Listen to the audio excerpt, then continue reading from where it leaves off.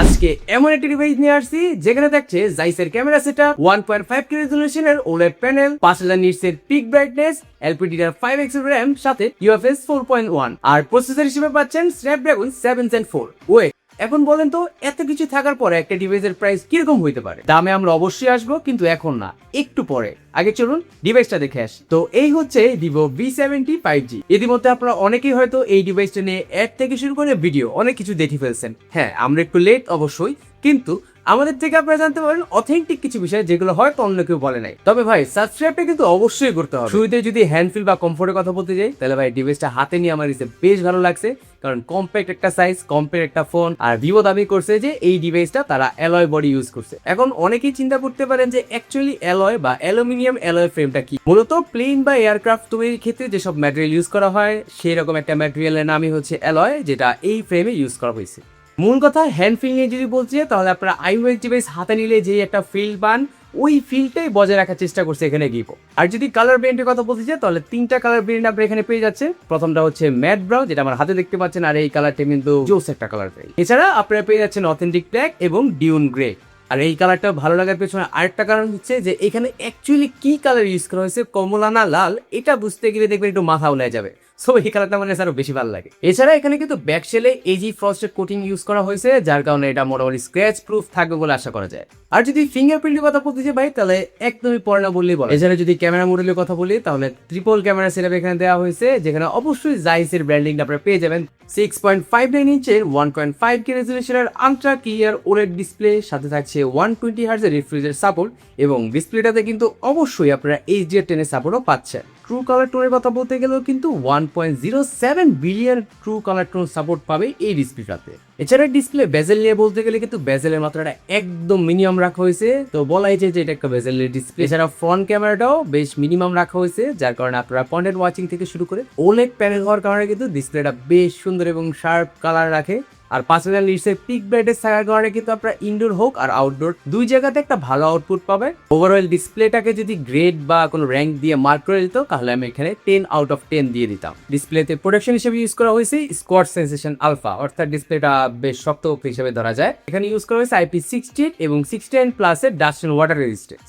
ও display part প্রায় শেষ, তবে কিন্তু এই কথাটা বলা হয়নি। এখানে কিন্তু ডিসপ্লেতে আলট্রাসনিক ফিঙ্গারপ্রিন্ট ইউজ করা হয়েছে। আমরা এখানে কোনো ধরনের কোনো ল্যাগেন্সি বা ডিলে ফেস করে নেই, উল্টা টাচ করার সাথে সাথে ফিঙ্গারপ্রিন্টটা আনলক হয়ে যাচ্ছিল, তাই বোঝা যাচ্ছে যে ফিঙ্গারপ্রিন্টটা বেশ স্মুথ এবং একুরেট। ডিভাইসটিতে চিপসেট হিসেবে ইউজ করা হয়েছে স্ন্যাপড্রাগন 7 Gen 4। আর এটার আউটপুট নিয়ে যদি বলতে চাই, এটা একটা মিড রেঞ্জ ফ্ল্যাগশিপ প্রসেসর বলা যায়। এই প্রাইস পয়েন্টে আইসা অবশ্যই আপনারা 8 Gen একটা প্রসেসর ইউজ করতে পারতেন। অ্যাজ আ কনজিউমার এটা আমাদের প্রাপ্য, কিন্তু ভিভো এখানে 8 Gen না দিয়ে 7 Gen 4 ইউজ করছে, তো এই বিষয়টা মেনে নেওয়ার মতো না। তবে আমরা আশা করবো যাতে পরবর্তীতে ভিভো তাদের নেক্সট ডিভাইসগুলোতে তারা আপগ্রেডেড একটা প্রসেসর ইউজ করে। ডিভাইসটিতে ইউজ করা হয়েছে জাইসের 50 মেগাপিক্সেলের মেইন শুটার, যেখানে সেন্সর হিসেবে থাকছে সনি LYT770V আর 8 মেগাপিক্সেলের একটা আলট্রাওয়াইড ক্যামেরা। 50 মেগাপিক্সেলের মেইন শুটার দিয়ে শুট করার সময় আমরা বেশ কিছু শার্প অ্যান্ড ক্লিয়ার ইমেজ পেয়েছি। হ্যাঁ, তবে আমরা ভাইব্রেশন বা স্যাচুরেশনের বিষয়টা একটু লক্ষ্য করছি, যে তারা সবুজ এবং লাল কালারটাকে একটু বেশি ভাইব্রেন্ট করে ফেলে বা একটু বেশি উজ্জ্বল করে দেয়, তো এই জিনিসটা একটু এআই ভাইব আইসা পড়ে। বাকি ছবিগুলো বেশ অসাধারণ ছিল, কারণ আমরা প্রিভিয়াস যে ডিভাইসটা ছিল Vivo V60,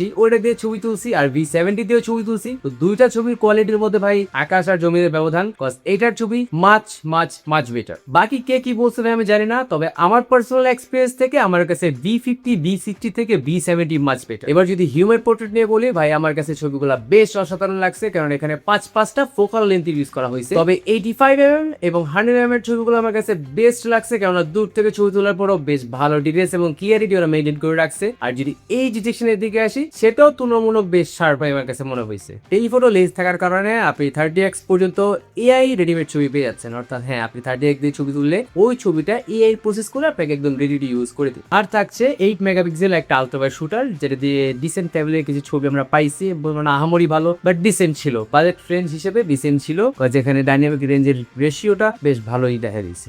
V70 কে V60 থেকে বেটার বলার কারণটা হচ্ছে গতবারের সেগমেন্টে কিন্তু আমরা 4K 60 FPS এ পাইনি, তবে এবার ফ্রন্ট এন্ড ব্যাক বোথ সাইডে আপনারা পেয়েছেন 4K 60 FPS করার সুবিধা। এই ভিডিওটি শুট করা হচ্ছে Vivo V70 5G, অর্থাৎ এই ফোনটার আরেকটা ভেরিয়েন্ট দিয়ে। হ্যাঁ, এই ফোনটার আপনারা এখন দেখতে পাচ্ছেন 4K 60 fps এর ভিডিও শ্যুট, যেখানে কিনা 3টা লেন্স সুইচিং এর অপশন আছে, অর্থাৎ ভিডিও চলাকালীন আপনি 3 ভাবে লেন্সটা সুইচ করতে পারবেন। আপনি চাইলে 2x এবং 2.9x অবধি এটাকে নিয়ে যেতে পারবেন। আর এখানে এখন যে সাউন্ডটা শুনতে পাচ্ছেন এটা টোটালি র এই ডিভাইসটা দিয়ে শ্যুট করা হচ্ছে। তো আপনারা অবশ্যই আউটপুটটা আমাদের কমেন্ট বক্সে জানিয়ে দিবেন। এই ভিডিওটি শ্যুট করা হচ্ছে ভিভো V70 5G দিয়ে, আর শ্যুটের রেজলিউশনটা হচ্ছে 1080 60 fps এ। এখানে 4K পর্যন্ত শ্যুট করার সুবিধা আছে। তো এটা হচ্ছে 1080 60 fps এ। আর আপনারা যে সাউন্ডটা শুনতে পাচ্ছেন এটা টোটালি র এই ডিভাইসটা দিয়ে তোলা হচ্ছে। তো এটার আউটপুট সম্পর্কে আপনারা অবশ্যই কমেন্ট বক্সে জানিয়ে দিবেন। তবে একটা জিনিস না বললেই নয়, এখানে ওএস থাকার কারণে কিন্তু বেশ ভালো একটা স্টেবিলাইজেশন আমরা পেয়েছি, যেটা বেশ ভালো। ডিভাইসটিতে জাইস একেবারে সেটা ইউজ করার কারণে আমরা বরাবরের মতো জাইসের কিছু ফিচার্স পেয়ে যাচ্ছি।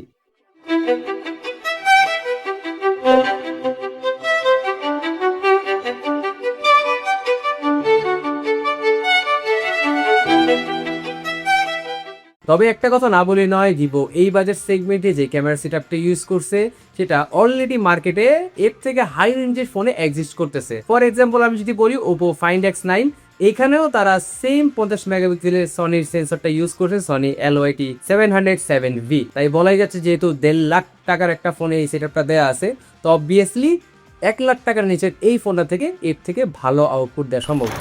তবে আমরা বলছি না যে এই ক্যামেরাটাকে আপনার জন্য বেস্ট হবে, এটা নিলেই আপনি জিতে যাবেন। এটা যাতে যাচাই করতে পারেন সেজন্য ডিসক্রিপশন বক্সে আমরা ছবির লিঙ্ক দিয়ে রাখবো, অর্থাৎ গুগল ড্রাইভের লিঙ্ক। সেটা চেক করে আপনি নিজেই জাজ করতে পারবেন যে আপনার হাতে থাকা এই স্মার্টফোনটা অ্যাকচুয়ালি কতটা ভালো ক্যামেরা। আমি আবার ভাই একটু বেশি গেম খেলি, রাফটাফ ইউজ করি, আমার ব্যাটারিটা একটু বেশিই লাগে।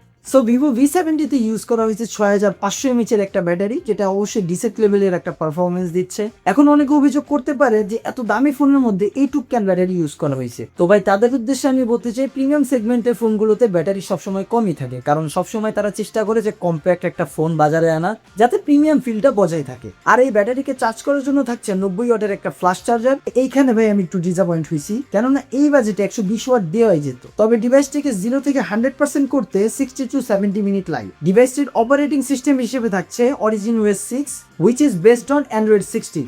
Origin OS 6 এবং Android 16 এর সমন্বয়ে এখানে বেশ কয়েকটা AI ফিচার পেয়ে যাবেন। তো আজকের মতো ভিডিওটা এখানে শেষ করছি। ডিভাইসটা আপনাদের কাছে কেমন লাগছে অবশ্যই কমেন্ট বক্সে জানিয়ে দিবেন, আর চ্যানেলটা সাবস্ক্রাইব করে থাকলে অবশ্যই সাবস্ক্রাইব করে রাখবেন। তো দেখা হচ্ছে নেক্সট কোনো ভিডিওতে নেক্সট কোনো টপিক নিয়ে। ততক্ষণ অবধি সবাই সুস্থ থাকবেন, ভালো থাকবেন, আল্লাহ হাফেজ।